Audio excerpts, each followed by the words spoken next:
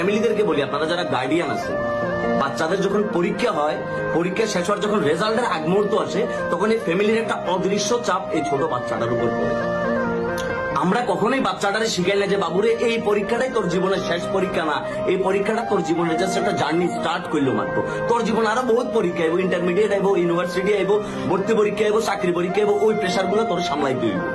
এই জিনিসগুলো আমরা কখনোই তাদেরকে আমরা বলি না। আমরা তাদেরকে বলি যে বাবুরে তুই যদি জিপিএ 5 না পাস, আমি এলাকার ভিতরে মুখ দেখাইতাম হইতাম না, ও মুখের মাইয়া জিপিএ 5 পাইছে, ও মুখের ফলা জিপিএ 5 পাইছে, আর তোরে এত ভালো কলেজে, তোরে এত ভালো স্কুলে আমি পড়াইছি, মাসে মাসে এত টাকা দিছি, প্রত্যেকদিন 200 টাকা করে টিফিন দিছি, তারপর যদি তুই জিপিএ 5 না পাস, আর ইজ্জত পাইছ না। ইজ্জত কি বুড়িগঙ্গার পানি দিয়ে ভাই চলে যাবে? ইজ্জত এত সস্তা কেন? আপনার বাচ্চার বেস্ট জায়গাটা তাকে বাইর করে নিতে হবে, এবং এটার জন্য তাকে নার্সিং করতে হবে। তাদের যথেষ্ট পরিমাণে বাচ্চা রয়েছে চারা গাছের মতো, তারে প্রতিদিন আগাছাগুলো পরিষ্কার করে তার পেছনে যতটা যত্ন নিবেন, ওই বাচ্চা ঠিক ততটাই আউটপুট দিবে।